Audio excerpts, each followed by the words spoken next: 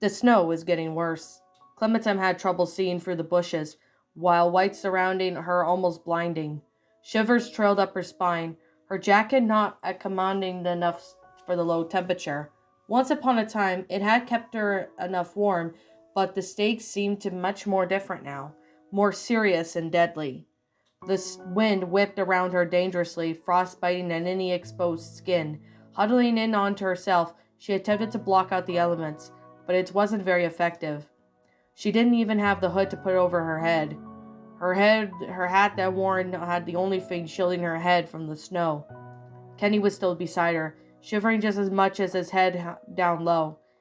Despite their best efforts, it seemed that neither of them could really keep warm.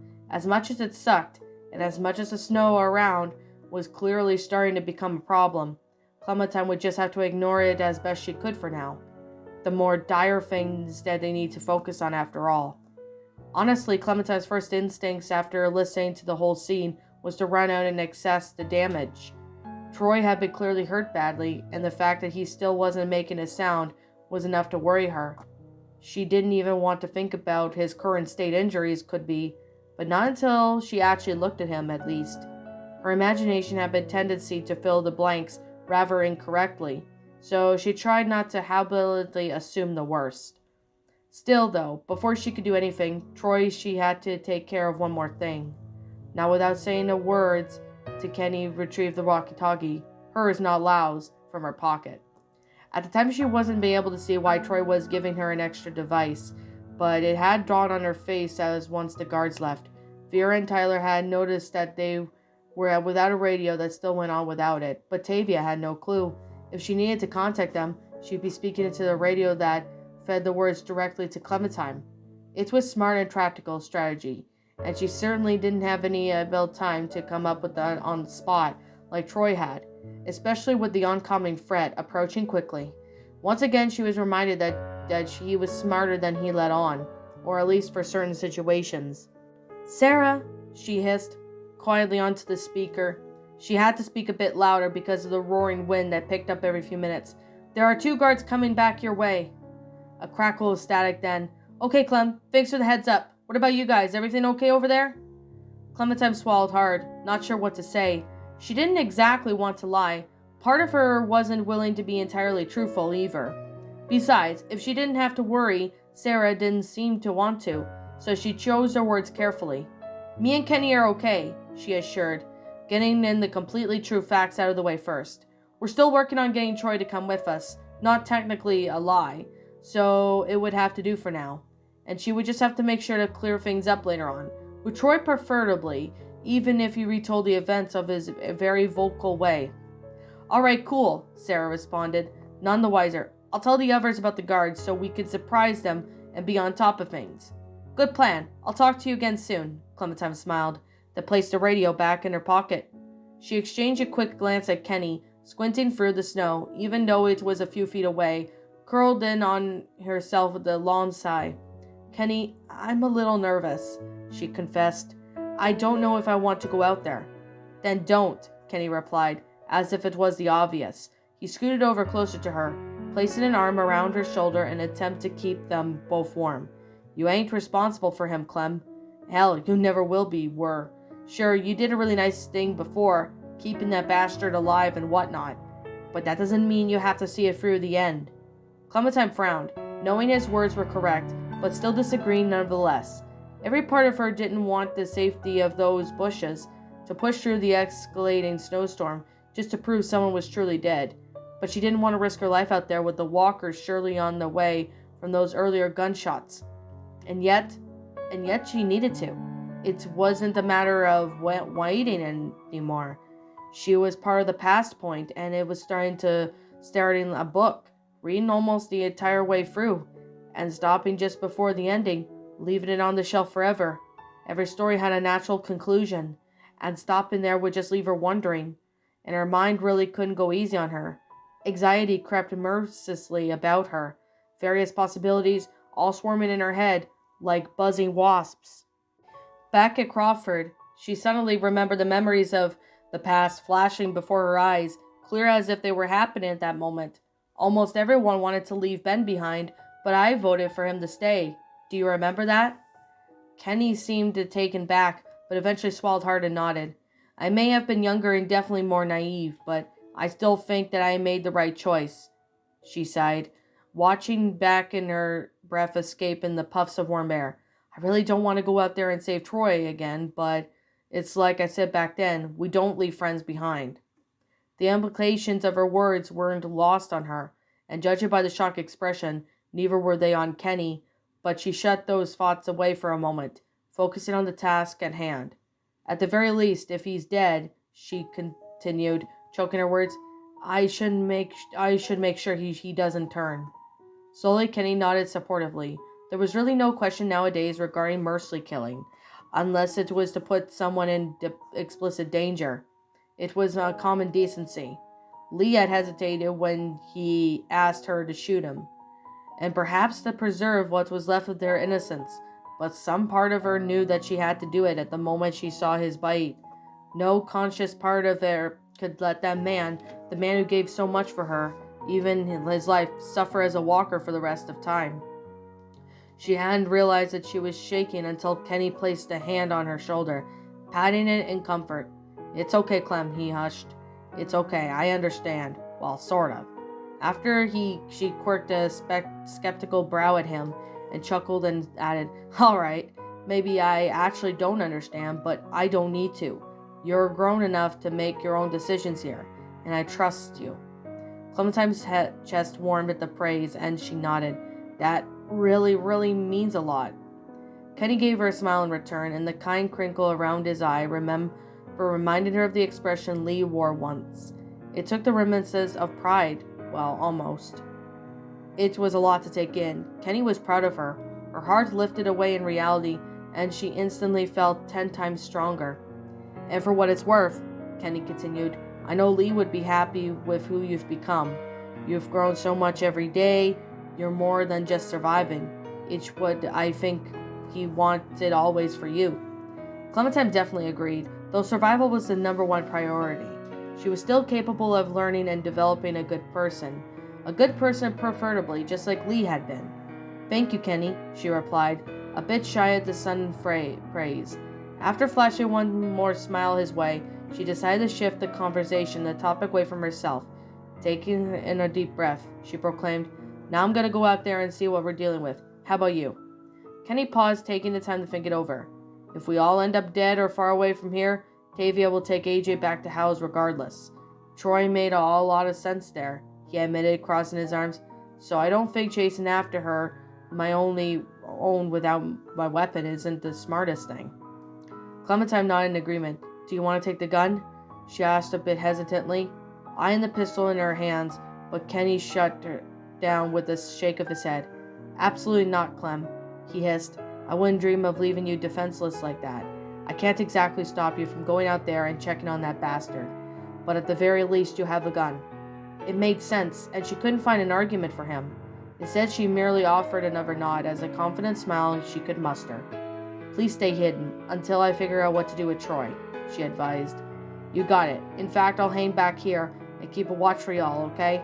Just in case if any of them guards or even walkers decide to come back and pay us a visit. Kenny's eyes scanned over the top of their hiding place, squinting against the snow, but it seemed like he couldn't do anything either. Well, if nothing else, I'll try and listen carefully, he muttered. Clementine then nodded, despite herself being apprehensive for his help. I know we won't be able to hear each other well, but I'll keep myself alert for anything. Thank you, Kenny. Without even thinking about it, she shook her arms around his middle and clutched him tightly. He'd definitely appreciate the hug and returned it with a gentle squeeze of his own. Anytime, Clem. All of Kenny's words invigorated her, bringing her the zoo's sense of courage powerful enough to let her step forward. But as carefully she maneuvered over the bushes, she couldn't help but turn around once more and asked, If we could take him, he will, right? She was then relieved to see Kenny nodding. Of course, he assured, with a twinkle in his eye. Now go make sure that asshole's okay so we can get to AJ. While the overall probability of getting Troy unharmed was low, perhaps he wasn't too injured. Maybe the guards took mercy on him, or at least he moved at the last second. Any crazy circumstances would have worked, reality for the bullets to miss the mark was just by enough. Clementine knew better than to take that possibility seriously, but it still let it settle in her mind for a few moments before shaking her head clear of it. She knew better than anyone to be pointless to hope for something like that. Regardless, she then pushed through the snowy surroundings, eyes keen and aware of anything that wasn't pure white. It took a few moments of stumbling around and almost tripping over sneaky branches, but she definitely came across what she was searching for, or rather who. Then she scooped him down through the forest as Clementine audibly gasped. Troy was still tied to the tree trunk, his hand hanging low, blood dripping from his brow. His legs were bent painfully in the wrong angles, uselessly sprawled out in front of him, like if he was a broken doll. There were two large red and white lumps where his knees would have been, indicating then how shattered his bones were from the bullets. The original gunshot on his wound hadn't ceased the bleeding either, so he was just a mess of blood and bruises all over, and the slush now below him was bright crimson, like some kind of macabre cherry ice. The whole scene then made her stomach churn, bile splashing at the back of her throat. She swallowed hard to keep it down, taking care deep silently through the snow towards him. The pistol he had given her was still at her side. Naturally, so she felt a bit calmer.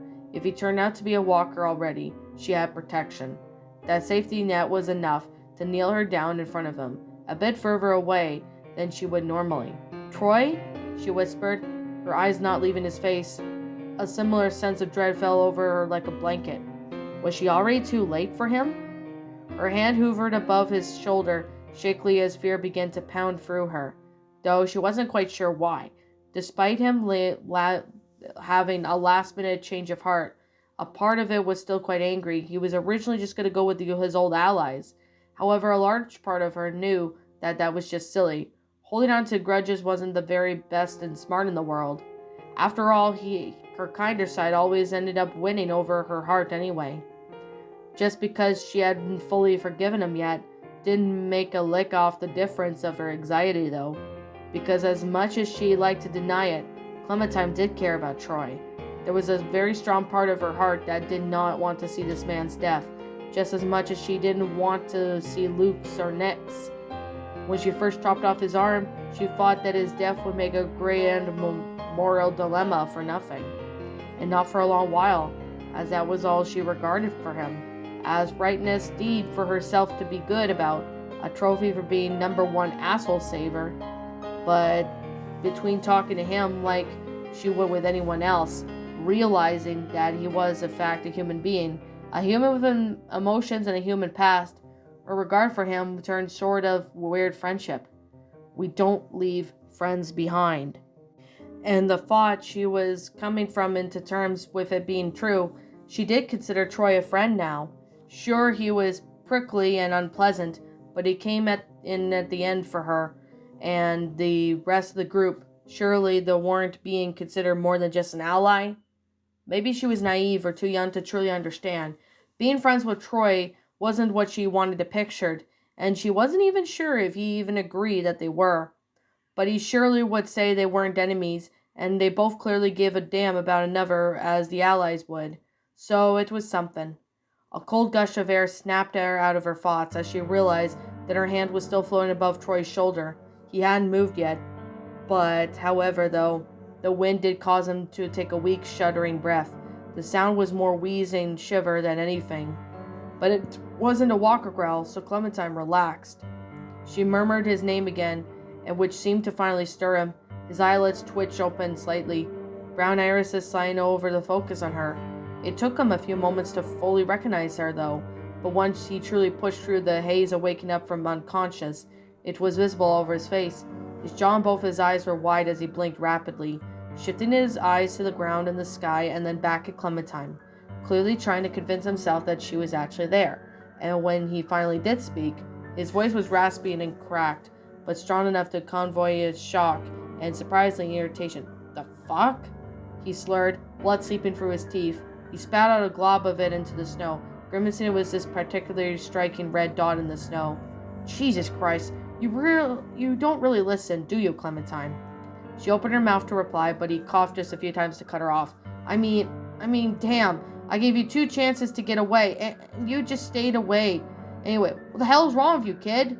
Troy then looked upset, but not furious at her, like he would have been at Hal's. No, his mood wasn't from a place of frustration and not being listened to, but one of worry. She suddenly felt a little bad for staying, if she looked downright concerned, and it was not what she wanted to see someone like him. Still, she decided to keep the tone as light as possible, drilled her head into this wasn't have to be a goodbye, as if she acted quickly enough to keep a positive attitude. With a small snicker, she replied, "Nothing's wrong with me." With a sheepish grin, she added, "But I am sorry for making you upset." That earned her a scoff, and she was almost pleased by this usual personality was spinning through. "I ain't upset. I just thought you were smarter than that." "I am smart," she protested, piercing her lips. "I just don't listen to bad ideas. And after all you did for us, leaving you to die here sounded like a very bad idea." With a defeated sigh, Troy mumbled, "I guess it ain't worth arguing at this point since it's over and done with. Tavia and them are out looking for you. And you were here the whole time?" Clementine nodded. "I let Sarah know the 2 guards are going after them, so with any luck, they'll be able to get a jump on them. We'll only have Tavia to worry about then." "Only Tavia," Troy mocked, scoffing. "You have no fucking idea what those words mean, do you?" Clementine closed her eyes briefly, the briefest glimpse of the memory flashing through her mind. Kenny with the crowbar in hand, swinging violently to bash the man's face in. When she opened her eyes again, she swore she could still see the dirty bloodstains on the ground. "We've dealt with worse before," she pointed out, her voice low. Troy went silent for a moment, so Clementine took an opportunity to cut him free. Leaning forward on his knees, she inspected the rope around his body and noted that it wasn't tightly secured. She was able to pull onto it, but it didn't create that much of a slack for him to slip out of it, and not to mention, she wasn't even sure if he could move right now, let alone maneuver around the rope. She tried to tear it apart with her hands, recognizing quickly it was still made of strong material, and it wasn't going to break so measly tugging. Still she tried, her palms eventually burning from the friction. "Clementine, stop!" Troy interrupted, pointedly looking down at his pocket. "Grab my knife, you little shit." "All right." Troy exactly what she needed, didn't he? With a hiss, she pulled her hands back, rubbing them onto the snow to cool them off, then retrieved the hunting knife from him. Ignoring the bloodstains still fresh on the blade, the weapon still was in very good condition, very easily able to slice through the rope. Once it was broken, Troy's torso began to fall forward in a snap-like reaction. She then reached out her arms to stop him with ease, trying to ignore his body trembling in the freeze in his skin was. She leaned him back against the trunk of the tree. Fuck, he muttered, his shuddering breath still in the visible cold air. "Thanks, that shit was holding me steady, I guess." "Seems like it," she agreed, flinching through the freezing of the air that blew through her. Troy winced as well, unable to do much from part of riding it out the chill. "How are you feeling overall?" It wasn't a smart question, but the words out of her mouth before she realized it. "I'm freaking cold," he muttered in response, as if it wasn't the obvious. "I could see that," she replied quietly. "That's probably not good." He just shrugged lifelessly. "A lot of things out of this are probably not good, but whatever. I did what I did, and I ended up where I am." Smirking, he then bared his bloody teeth, turning his head to spit on the ground again. "I still don't regret a damn thing." She wanted to chide him and claim that he was just being dramatic, so they could easily get out of there, if they both tried hard enough and asked for Kenny's help, but there was a very real part of her that doubted any of her intentions. However, the sudden thought struck her, and this was by means the appropriate time to follow through, but it was enough to distraction for now, so she didn't care. "But before I forget," gently Clementine bobbed Troy onto his good shoulder, or whatever was closest to good. She then felt a little guilty when he winced at the bit, but he was still able to shake it off quickly and showed her an annoyed look. "The hell was that for?" he demanded. She flashed a sheepish grin. "Sarah told me to do that." "For hitting her with a pistol?" "Yeah, I consider yourself lucky that it was all she wanted me to do. If it hadn't been me..." She then treated to try to be merciful kind of person, but she couldn't really deny what she wanted to do. If much worse, she would have been the one to receive the injury. Troy didn't even seem to consider the thinly veiled threat, although he just snickered under his breath. Oh, I know you've done worse. Literally anyone but Sarah probably would have. You're not wrong, she replied, almost humorously. She did mention you apologized to her before doing it, though. He almost looked embarrassed by that, squirming a bit and avoiding her gaze. Well, yeah, I mean, Sarah did a lot for me. I didn't want to hit her like that, you know? Clementine was just about to point that out before she absolutely would have wanted to, but the change was obvious, and she seemed to finally accept that Troy was somewhat different now. He wasn't the same man as before, at least not entirely, and both of them knew it. Sarah's definitely not the same stupid kid I thought she was, Troy continued, seeming a bit reluctant to admit it, but she'll need more practice with a gun, that's for sure. Well, you're a crappy teacher, but I still think she's grateful, Clementine said, and then suggested, you can continue helping her once we regroup. Troy laughed slowly, then looked very amused at the choice of words. Yeah, sure, I'll get right on that, he sneered, his tone dripping with sarcasm. Just make sure she could do it soon, all right? What do you mean? Clementine demanded, about to tell him off or deflecting her phrase, but she just changed the subject almost instantly. Never mind that. The most important thing is to focus and tell me, kid. Where did any of the words from Jane deliver? He asked, disgusting a smile across his bruised features. No. Clementine's stomach then churned at the cheeky expression, as she swallowed any excess words that she thought of. Then she frowned in disappointment, and then added, for what it's worth, I think she's pleased that you made the right decision at the end. Troy chuckled, giving a slight shrug. All right, I'll have it take that then. Tell her thanks, then, kid. Leave it at that. He then seemed to be holding back words of his own, but hell, if Clementine could ever figure out where they were, distracting the kissing stuff wasn't exactly what she wanted to ever experience after all. But something was worrying about her collectively, did choose to say, a hollow feeling of being dropped into her stomach like a stone. Although with that context, it didn't seem like Troy was leaving her there, and it was just not only bothering him, but alarming. Unfortunately, though, she wasn't able to point it out, not even 2 seconds later. Troy then perked his head up without a warning, and turning it to the side and closing his eyes. He seemed to be trying to focus on something over the harsh wind, eventually looking back at Clementine. Lurkers nearby, seems like 2 of them, but I can't be for sure. You can hear them? Feel them, kinda. Remember before? Troy asked. She recalled the scenario at the rest stop. The walkers had been rustling underneath the snow, desperate to claw their way out. Troy rested his head back against the tree, keeping his eyes locked in the direction he expected the walkers to emerge from. These are the ones came out pretty good from the ground, he added hastily. Swallowing hard, Clementine gripped the knife in her hand, carefully following his gaze onto her own. She wanted to avoid using the pistol for many reasons, but the most prompting thing about the noise is that it would draw walkers. Holding her breath, she squinted through the white and then just trying to make sure even out the outline of the threat. And while it did take a few minutes, 2 walkers stumbled into view, their arms swinging around as they moaned hungrily. Clementine then sensed that, by readying her weapon, backed up a few steps. The walkers seemed to be completely focused on her, lifeless eyes staring at the dead next to their prospective meal. When one got close enough to her, Clementine fired a bullet into its head, stopping it almost instantly. Dead weight, the walker dropped, revealing with 1 second that was not far away.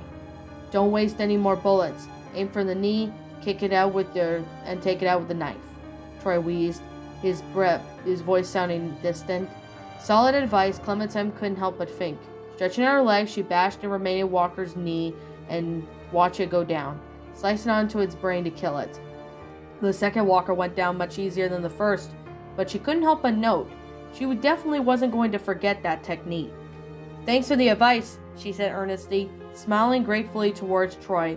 A shiver rose up her spine as she got closer to look at his state, however. His lips began to turn faint blue shade of blue, alarming Clementine even further.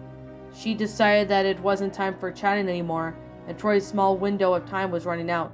We need to get you out of here quickly, she urged, to get you some help. His gaze shifted over in pure confusion. The hell you mean help? He rasped. I ain't going nowhere. A feeling of dread dropped into Clementine's stomach like a stone. Don't talk to me like that. Kenny's nearby. We can ask him to get you up and moving.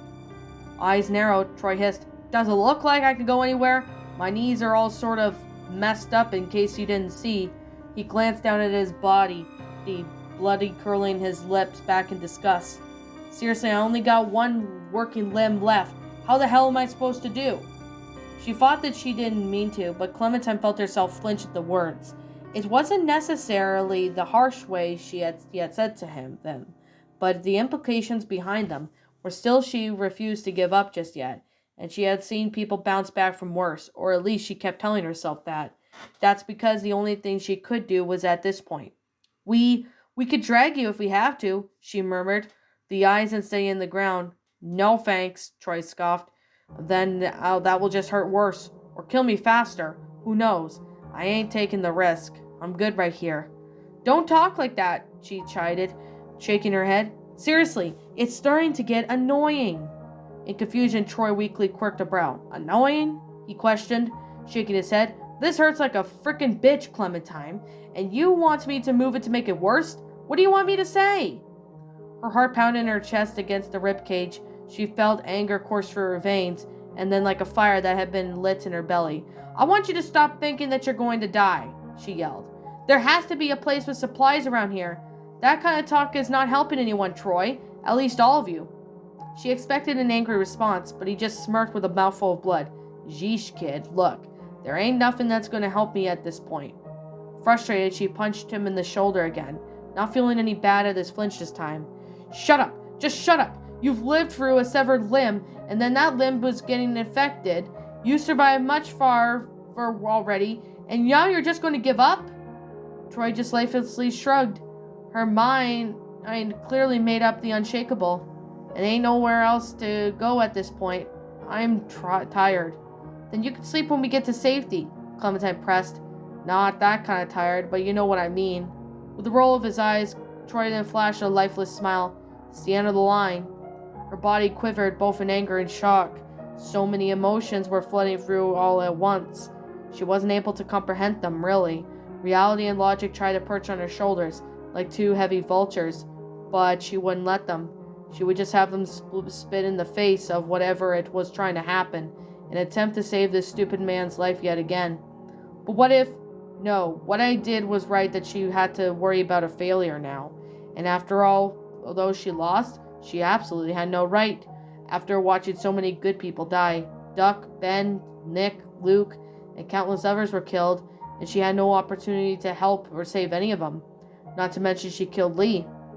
And that nerve to think Troy would somehow be the one to survive here? The thought of it was so ridiculous, but it was almost humorous. Or she could have bitterly laughed at it as if she was too busy being miserable. And what she did, she had to get attached to this asshole? What business did her heart have, sinking at the thought of losing him, and the same way it did for Kenny, or for Sarah, or for anyone she cared about? Screw this.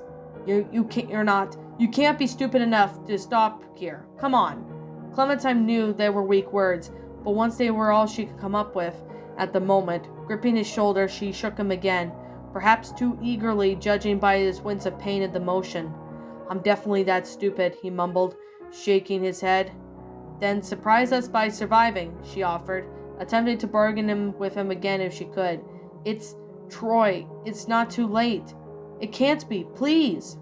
He didn't even get a chance to grace with her with a direct answer. His mind clearly in another place. I didn't get it back then, when I had to kill Colton. He just sat there and accepted it, but I think I get it now, he muttered. She was silent, so he took the opportunity to continue. You know when your time is up and you can't go out fighting or crying, but there ain't nothing you can do to stop it.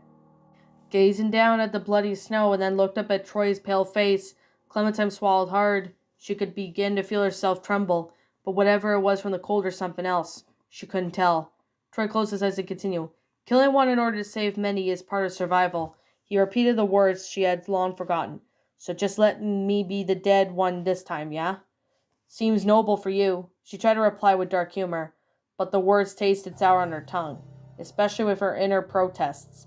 She had this feeling that was right away to respond, that he clearly didn't want to focus on the depressing reality, but would rather go on with much ceremony.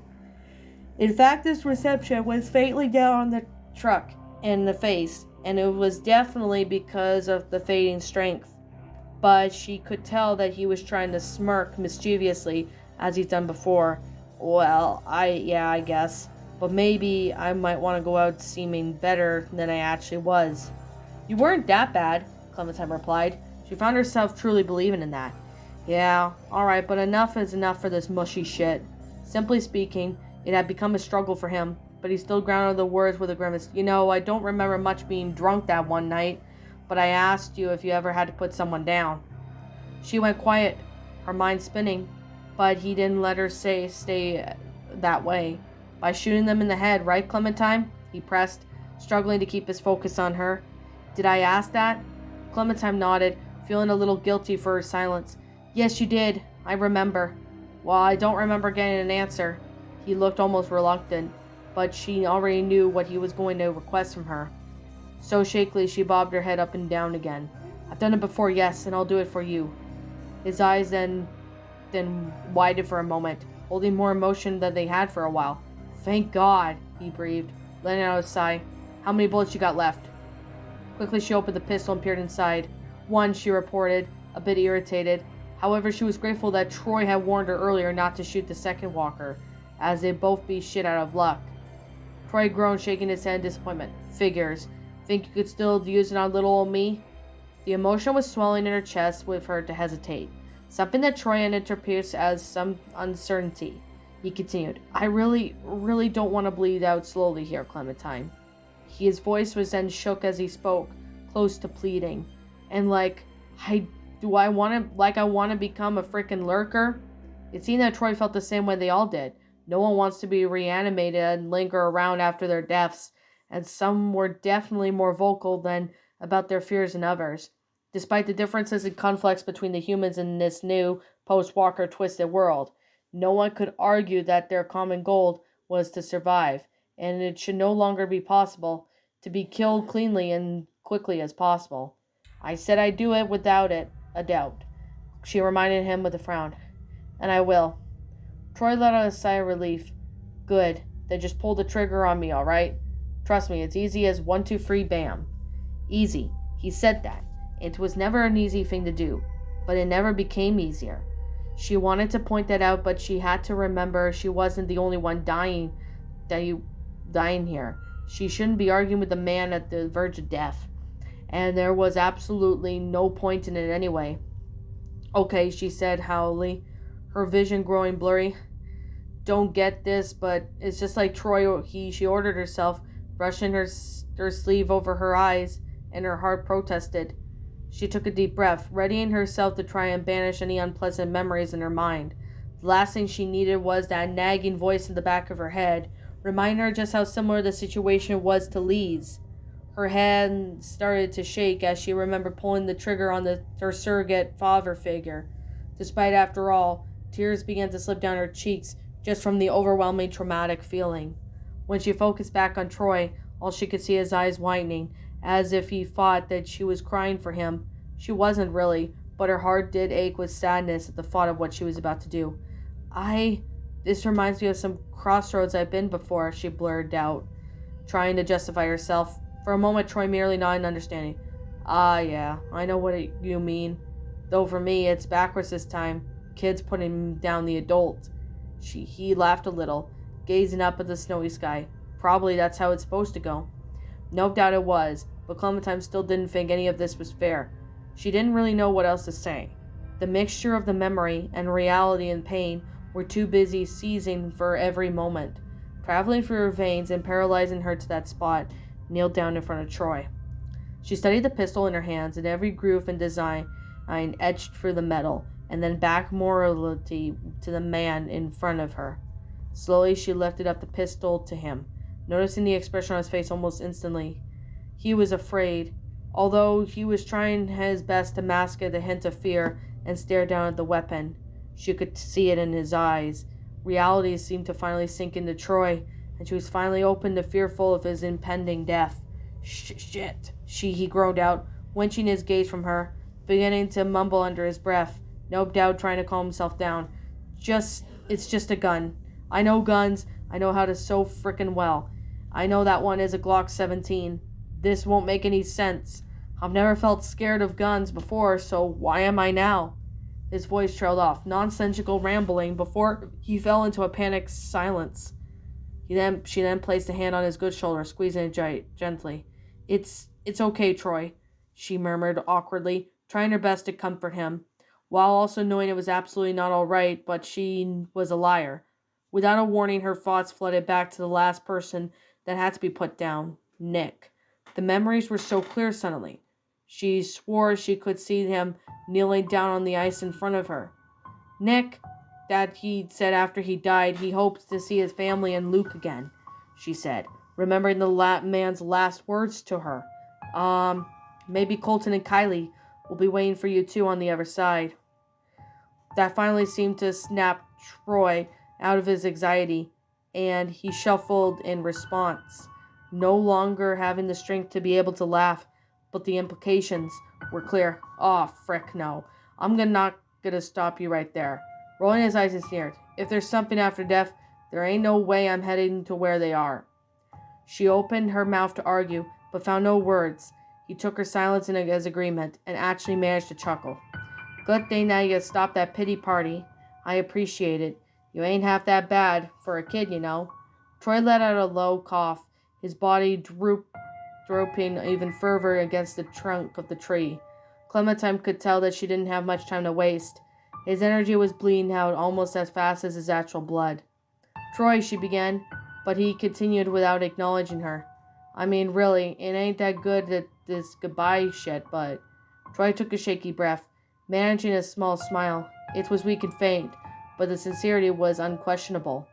Thanks for, give me an extra chance back then, Clementine. Hell knows I didn't deserve it. But still, well, yeah, thank you.